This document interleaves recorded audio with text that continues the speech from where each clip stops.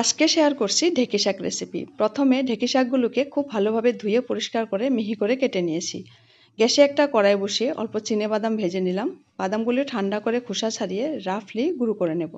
কড়াইতে সর্ষের তেল দিলাম। তেল গরম হওয়ার পর আদা কুচি দিয়ে কিছুক্ষণ ভেজে ছোট ছোট করে কেটে রাখা আলু দিলাম। দিয়ে আলুটাকে 2 মিনিট ভেজে নিয়েছি। এবার 4-5টা কাঁচা লঙ্কা মিহি করে কেটের মধ্যে দিয়ে দিলাম। আধা চা চামচ হলুদ গুঁড়ো দিয়ে একবার মিক্স করলাম। কেটে রাখা শাক দিয়ে দিলাম। দিয়ে আলু আর শাক কিছুক্ষণ ভেজে নিয়েছি। আধা চা চামচ নুন দিলাম। দিয়ে একবার মিক্স করে অল্প জল দিলাম। একবার মিক্স করলাম। এবার ঢাকা দিয়ে লো ফ্লেমে 5 মিনিট রান্না করব যাতে আলু আর শাক সেদ্ধ হয়ে যায়। এবার 5 মিনিট পর ঢাকনাটা সরিয়ে এর মধ্যে দিয়ে দিলাম চিনিবাদাম গুঁড়ো। দিয়ে ভালোভাবে মিক্স করে নিচ্ছি।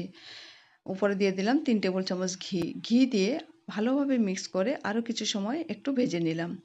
তৈরি হয়ে গেল ঢেঁকি শাক। এবার গরম গরম পরিবেশনের জন্য একটা প্লেটে তুলে নিলাম।